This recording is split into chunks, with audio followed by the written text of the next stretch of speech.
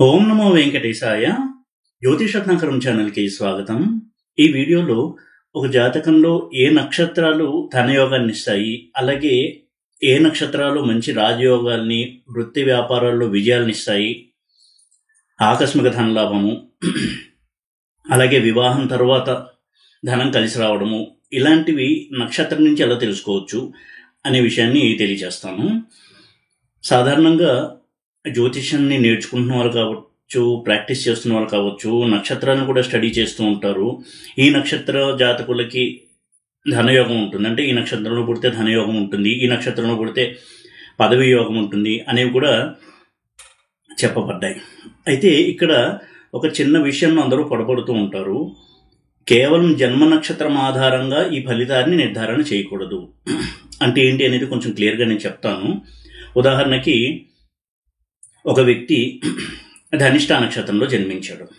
ధనిష్ఠా నక్షత్ర జాతకులకి ధనయోగం ఉంటుంది, ధనవంతులుగా ఉంటారు జీవితంలో అని. అయితే ధనిష్ఠా నక్షత్రంలో జన్మించిన వ్యక్తులు సాధారణమైనటువంటి ఆర్థిక స్థితిలోనే ఉండొచ్చు, ఆర్థిక సమస్యల్లో కూడా ఉండొచ్చు. మరి ఇది ఎందుకు పనిచేయలేదు అని కనుక చూసినట్టయితే ఇక్కడ అర్థం చేసుకోవాల్సింది, నక్షత్రము అంటే కేవలం జన్మ నక్షత్రంగా తీసుకోకూడదు. జన్మ నక్షత్రం అంటే ఏంటి? ఒక జాతకుడు జన్మించినప్పుడు చంద్రుడు ఏ నక్షత్రంలో ఉన్నాడో అది అతని జన్మ నక్షత్రము. ఉదాహరణకి ఒక జాతకుడు ధనిష్ఠా నక్షత్రంలో జన్మించాడంటే అతను జన్మించినప్పుడు చంద్రుడు ధనిష్ఠా నక్షత్రంలో ఉన్నాడు. అంత మాత్రం చేత ధనయోగం వస్తుంది అని అర్థం కాదు. మరి ఎలా చూడాలి అంటే, ఉదాహరణకి ఒక నక్షత్రంలో ఒక గ్రహం ఉంది అంటే అది రాజయోగ ప్లేస్మెంట్లో ఉంటే, ధనయోగం ప్లేస్మెంట్లో కనుక ఆ నక్షత్రంలో ఉన్నట్టయితే తప్పకుండా ధనయోగాన్ని ఇస్తుంది. ఉదాహరణకి ఒక జాతకుడిది మిథున లగ్నము, శతభిష నక్షత్రము. ఇప్పుడు చంద్రుడు జన్మించినప్పుడు శతభిష నక్షత్రంలో ఉన్నాడు. చంద్రుడు మిథున లగ్నానికి సెకండ్ లార్డ్, ధనాధిపతి, అంటే ధనాన్ని, కుటుంబాన్ని, వీటిని రూల్ చేసేటువంటి ప్లానెట్. ఇటువంటి చంద్రుడు శతభిష నక్షత్రంలో ఉన్నాడు. శతభిష అనేది మిథునం నుంచి 9వ రాశి అయినటువంటి కుంభంలో ఉంటుంది. అంటే ధనాధిపతి భాగ్యంలో ఉన్నాడు ఈ జాతకుడికి, అందులోనూ శతభిష నక్షత్రంలో ఉన్నాడు. ఇప్పుడు రాహు కనుక, ఎందుకంటే శతభిషానికి అధిపతి రాహు కనుక మంచి ప్లేస్మెంట్లో ఉండి ధనయోగ కాంబినేషన్లో ఉన్నట్టయితే తప్పకుండా అతనికి చంద్రమహాదశలో మంచి రాజయోగం అనేది, ధనయోగం అనేది కలుగుతుంది, యాక్టివేట్ అవుతుంది. ఈ విధంగా కేవలం జన్మ నక్షత్రం ఆధారంగానే చెప్పకూడదు. నక్షత్రాలు కూడా చాలా శక్తి ఉంటుంది. అవి కూడా ఎన్నో విషయాల్ని తెలియచేస్తాయి. మానసిక పరంగా కావచ్చు, వ్యక్తిత్వం పరంగా అతని ధనయోగాలు, రాజయోగాలు, అలాగే వైవాహిక సమస్యలు, వైవాహిక సౌఖ్యము, సంతానం, ఇవన్నీ కూడా నక్షత్రాన్ని నుంచి కూడా చూడాల్సి ఉంటుంది. ఎందుకంటే ప్రతి నక్షత్రానికి ఒక గ్రహం అధిపతి. ప్రతి రాశికి ఎలా అయితే ఒక గ్రహం అధిపతి ఉంటారో ప్రతి నక్షత్రానికి గ్రహం అధిపతి ఉంటాడు.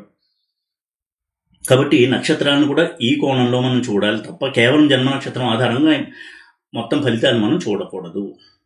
ఇక ధనయోగాన్ని యాక్టివేట్ చేసే నక్షత్రాలు ఏంటి? ఎందుకంటే కొన్ని నక్షత్రాలకే ధనయోగాన్ని ఇచ్చేటువంటి ఆ లక్షణం అనేది ఉంటుంది. ప్రతి గ్రహము 3 నక్షత్రాలని పాలిస్తూ ఉంటుంది. ప్రతి గ్రహం పాలించే 3 నక్షత్రాలకి ఒకే విధమైనటువంటి లక్షణాలు ఉండవు. అందుకే కొన్ని నక్షత్రాలకు మాత్రము ఈ ధనయోగాన్ని ఇచ్చేటువంటి లక్షణాలు చెప్పారు. అలాగే ఆకస్మిక ధనలాభము, లేదా వివాహం తర్వాత ధనయోగం కలగడము, ఇలాంటివి కూడా కొన్ని నక్షత్రాలు సపోర్ట్ చేస్తాయి. ఎలా సపోర్ట్ చేస్తాయి అంటే, ధనయోగాన్ని ఇచ్చే నక్షత్రంలో కనుక ధనయోగం కాంబినేషన్స్ ఉంటే తప్పకుండా ఆ గ్రహం యొక్క మహాదశలో ధనయోగం అనేది యాక్టివేట్ అవుతుంది. అలాగే వివాహానికి సంబంధించిన గ్రహము, ఆ కాంబినేషన్స్ కనుక వివాహం తర్వాత ధనయోగం ఇచ్చే నక్షత్రం ఉన్నట్టయితే తప్పకుండా వాళ్ళకి వివాహం తర్వాత ధనయోగం అనేది యాక్టివేట్ అవుతుంది. ఆ గ్రహం యొక్క మహాదశ కనుక నడుస్తూ ఉన్నట్టయితే ఇవన్నీ కూడా మనం క్రోడీకరించి చూడాలి తప్ప కేవలం ఏమండి నేను పలానా నక్షత్రంలో జన్మించాను, ఆ నక్షత్రంలో జన్మించిన వాళ్ళు ధనవంతులు అవుతారట, మరి ఏంటంటే నాకు ధనయోగం ఇంకా రాలేదు అనేటువంటి భావనలో ఉండద్దు దయచేసి. ఎందుకంటే ఇవన్నీ చాలా సూక్ష్మమైనటువంటి అంశాలు. రాశి, నక్షత్రము, ఇవన్నీ కూడా చాలా విషయాన్ని తెలియచేస్తాయి. ఎలా చూడాలనేది కూడా కొంత అవగాహన ఉండడం చాలా మంచిది. నక్షత్రం అంటే కేవలం జన్మ నక్షత్రం మాత్రమే కాదు, ప్రతి నక్షత్రంలో ఒక గ్రహం ఉండొచ్చు.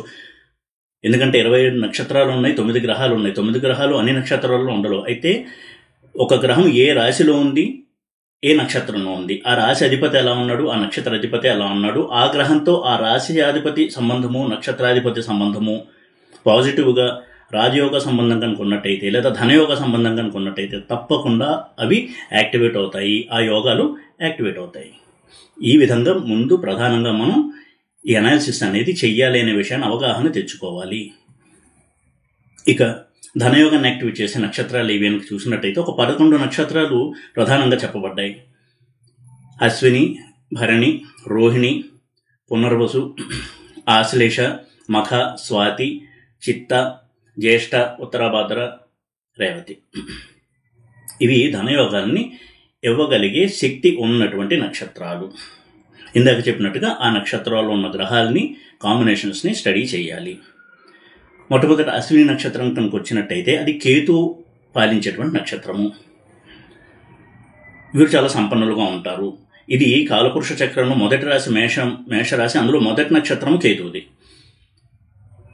కేతు నక్షత్రమైనటువంటి అశ్వినిలో కనుక ధనయోగ కాంబినేషన్స్ ఉన్నట్టయితే వారు చాలా సడన్గా ధనయోగాన్ని పొందడము, అలాగే ఒక రాజయోగాన్ని పొందడము, కీర్తి ప్రతిష్టలు పొందడం ఇవన్నీ కూడా జరుగుతాయి. అలాగే అశ్విని నక్షత్రం అంటేనే హీలింగ్ నక్షత్రం, అంటే స్వస్థతనిచ్చేటువంటి నక్షత్రము. డాక్టర్స్గా, సర్జన్స్గా, అలాగే ఆధ్యాత్మిక గురువులుగా ఈ రకమైనటువంటి రంగాల్లో పేరు ప్రఖ్యాతులు తెచ్చుకోవడానికి అశ్విని నక్షత్రము సహాయపడుతుంది.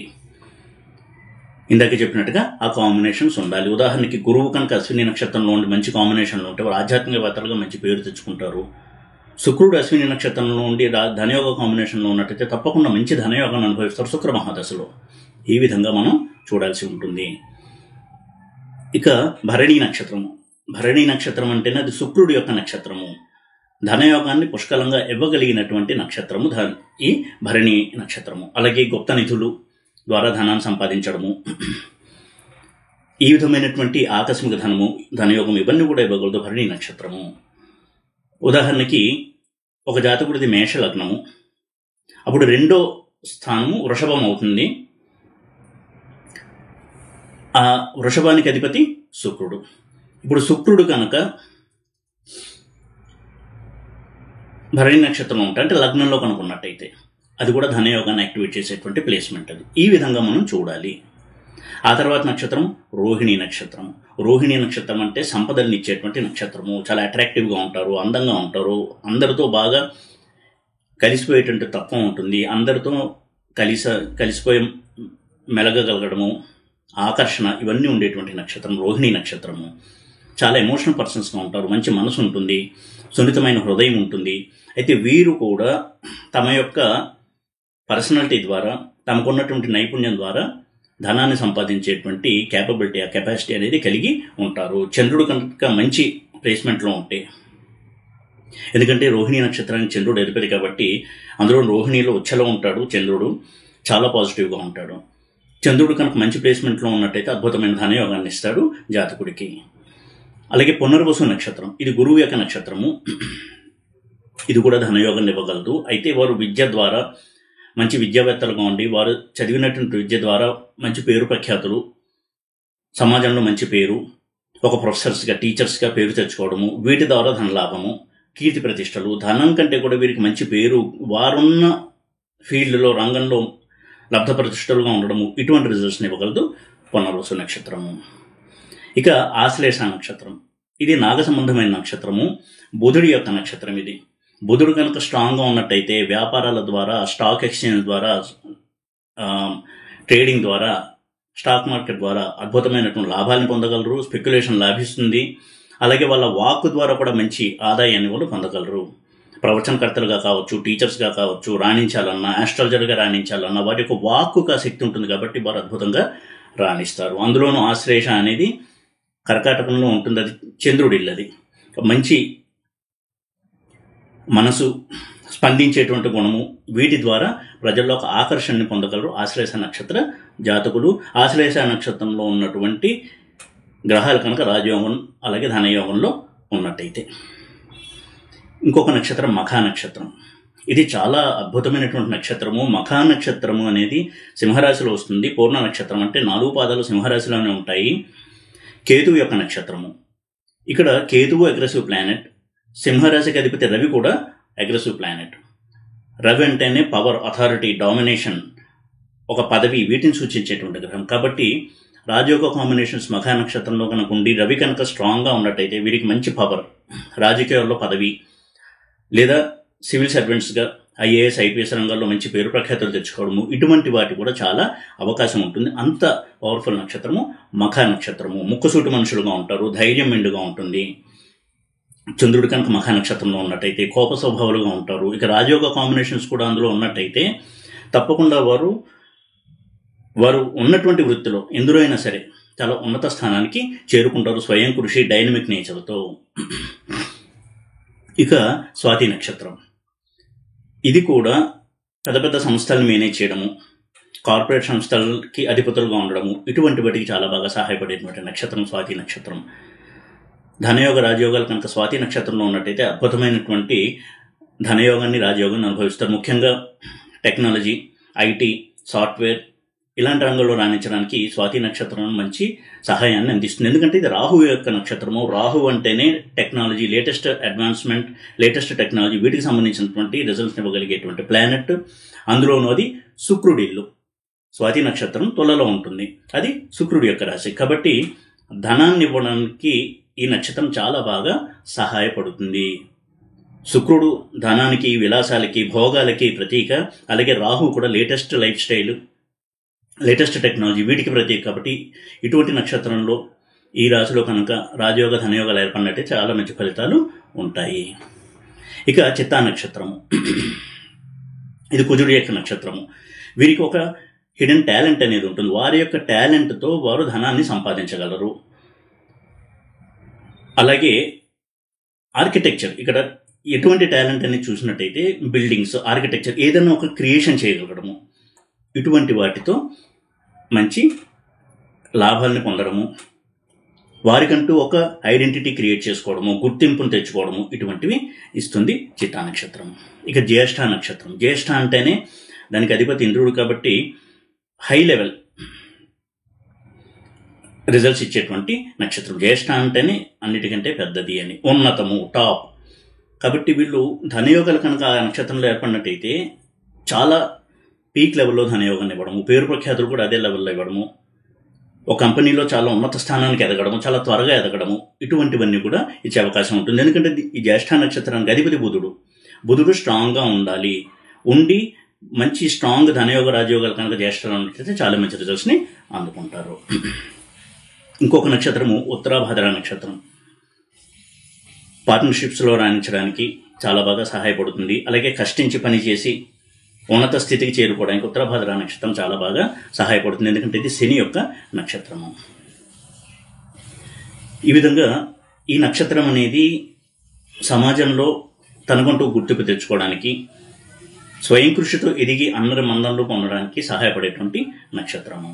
ఇక రేవతి నక్షత్రం, ఇది కూడా బుధుడు పాలించే నక్షత్రము. ఎప్పుడు కూడా ధనయోగాలు బుధుడి యొక్క నక్షత్రంలో చాలా బాగా యాక్టివేట్ అవుతాయి. బుధుడు స్ట్రాంగ్గా ఉండాలి, అంటే వక్రించి ఉండకూడదు, నీచరు ఉండకూడదు. రేవతి నక్షత్రం కూడా తెలివితేటలతో ధనాన్ని సంపాదించుకోవడము, ధనం కంటే కూడా పేరు ప్రఖ్యాతులు. వీరు ఎప్పుడు కూడా సత్యానికి, జ్ఞానానికి విలువ ఇచ్చే మనుషులుగా ఉంటారు. కాబట్టి అటువంటి రంగంలో వీరు బాగా పేరు ప్రఖ్యాతులు తెచ్చుకుంటారు. ఒక స్పిరిచువల్ గురువుగా, ఆధ్యాత్మిక గురువుగా, జ్యోతిష్ శాస్త్రవేత్తగా, లేదా ఆధ్యాత్మిక ప్రవచనకర్తగా, ఇటువంటి వాటిలో పేరు తెచ్చుకోవడానికి ఈ నక్షత్రం చాలా బాగా సహాయపడుతుంది. అలాగే కొన్ని నక్షత్రాలు ఆకస్మిక ధనయోగం రావడానికి, వారసత్వంగా ఆస్తిని సంపాదించడానికి సహాయపడతాయి. అశ్విని, భరణి, పుష్యమి, మఖ, ఉత్తర ఫల్గుని, ఇవన్నీ కూడా సడన్గా ధనయోగం తెచ్చుకోవడానికి, అలాగే వారసత్వంగా ఏదన్నా రావాలి అంటే అది పొందడానికి కూడా సహాయపడేటువంటి నక్షత్రాలు ఈ నక్షత్రాలు. అశ్విని, భరణి, పుష్యమి, మఖ, ఉత్తర ఫల్గుని. పుష్యమి నక్షత్రం కూడా శుభకార్యాలకు చాలా మంచిది. పుష్యమి అంటేనే పుష్టిని తెలియజేసేది, అంటే ఆర్థిక పుష్టి, అన్ని రకాల పుష్టి జాతకుడికి ఇచ్చేటువంటి నక్షత్రం పుష్యమి నక్షత్రం. చాలా గొప్ప నక్షత్రంగా చెప్పారు. అందులో కనుక రాజయోగ ధనయోగాలు ఉంటే చాలా మంచి రిజల్ట్స్ అందుకుంటాడు. ఎందుకంటే పుష్యమి నక్షత్రం ఉండేది కర్కాటక రాశిలో చంద్రుడి నక్షత్రం. వీరి యొక్క ఎమోషనల్ నేచర్, వీరి యొక్క పర్సనాలిటీ కూడా చాలా అట్రాక్టివ్గా ఉంటుంది. ఆదర్శ భావాలు కలిగి ఉంటారు. ఇటువంటి వాటి ద్వారా వీరి పేరు ప్రఖ్యాతుల్ని సంపాదించుకుంటారు, ధనాన్ని కూడా సంపాదిస్తారు. ఇక్కడ ధనం కంటే కూడా చెక్కు చెదరని పేరు ప్రఖ్యాతులు అనేవి ఇవ్వడానికి కొన్ని నక్షత్రాలు చాలా బాగా సహాయపడతాయి. అందులో ఒకటి పుష్యమి నక్షత్రం. ఇక కొంతమందికి వివాహం తర్వాత ధనయోగాలు అనేవి యాక్టివేట్ అవుతాయి.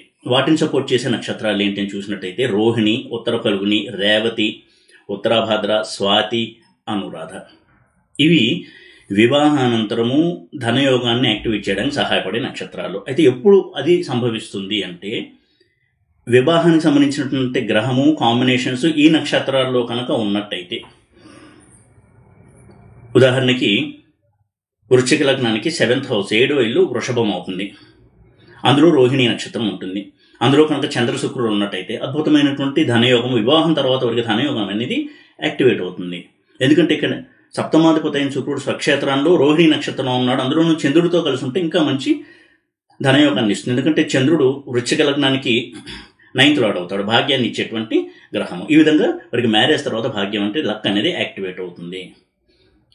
ఈ విధంగా ఒక్కొక్క నక్షత్రము కూడా అటువంటి కాంబినేషన్స్లో ఉన్నట్టయితే చక్కగా ధనయోగాన్ని ఇస్తుంది మ్యారేజ్ తర్వాత. ఉత్తర ఫల్గుని నక్షత్రము, అలాగే రేవతి నక్షత్రము, ఉత్తరాభాద్ర, స్వాతి, అనురాధ ఇవన్నీ కూడా వివాహం తర్వాత ధనయోగాన్ని యాక్టివేట్ చేయడంలో సహాయపడతాయి. ఉత్తర ఫల్గుని నక్షత్రం చూసినట్టయితే అది సింహరాశిలో ఉంటుంది, అలాగే కన్యారాశిలో ఉంటుంది. ఈ రెండు రాశుల్లో కూడా మ్యారేజ్కి సంబంధించినటువంటి యోగాలు గ్రహాలు కనుక ఉన్నట్టయితే తప్పకుండా ఆ యోగాన్ని మరింతగా పెంచుతాయి ఈ నక్షత్రాలు. అలాగే రేవతి నక్షత్రం కూడా అది మీనరాశిలో ఉంటుంది, బుధుడి నక్షత్రము. కన్యా లగ్న జాతకులకు రేవతి నక్షత్రంలో కనుక యోగాలు ఉన్నట్టయితే సప్తమ స్థానం అవుతుంది కాబట్టి అద్భుతమైనటువంటి ధనయోగాన్ని అనుభవిస్తారు. శుక్రుడు సప్తమంలో ఉన్న కన్యా లగ్నానికి రేవతి నక్షత్రంలో చాలా మంచి ఫలితాలను అందుకుంటాడు జాతకుడు, ఎందుకంటే ఉచ్చలో కూడా ఉంటాడు కాబట్టి. ఈ విధంగా ఈ నక్షత్రాలు అనేవి కూడా మనకి రాజయోగ ధనయోగాలను ఇవ్వడానికి చాలా సహాయపడతాయి. అయితే ఇందాకే చెప్పినట్టుగా ఎప్పుడూ కూడా జన్మ నక్షత్రం ఆధారంగా చేసుకుని, కేవలం జన్మ నక్షత్రం ఆధారంగా చేసుకుని ఇన్ని ఫలితాలు ఉంటాయి అనే భ్రమలో ఉండొద్దు. ఒక రాశిని ఎలా స్టడీ చేస్తామో అలాగే నక్షత్రాన్ని కూడా స్టడీ చేయాలి. ఆ నక్షత్రంలో ఏ గ్రహాలు ఉన్నాయి, అవి కనుక రాజయోగ ధనయోగ కాంబినేషన్స్లో ఉన్నాయా, ఉంటే ఆ దశ కానీ నడుస్తుందా, అదేమన్నా యాక్టివేట్ అవుతుందా దశ, అప్పుడు ధనయోగ రాజయోగాలు అనేవి యాక్టివేట్ అవుతాయి. ఈ విధంగా నక్షత్రాల యొక్క ప్రభావం చాలా చెప్పబడింది. ఎలా నక్షత్రాలని స్టడీ చేయాలి, నక్షత్ర ఫలితాన్ని స్టడీ చేయాలి అనేది కూడా కొంత అవగాహనకి తెచ్చుకుని మనం కనుక స్టడీ చేసినట్టయితే, అనాలిసిస్ చేసినట్టయితే తప్పకుండా మనకి ఆ రిజల్ట్స్ అనేవి టాలీ అవుతాయి. ఈ విధంగా నక్షత్రాలు ధనయోగాన్ని రాజయోగాన్ని ఇవ్వడంలో ఎంతవరకు సహాయపడతాయి అని తెలియజేసేటువంటి ఉద్దేశంలో వీడియో చేశాను. ఈ వీడియో కనుక మీకు నచ్చినట్టయితే లైక్ చేసి, షేర్ చేసి, సబ్స్క్రైబ్ చేయండి. ఓం నమో వెంకటేశాయ.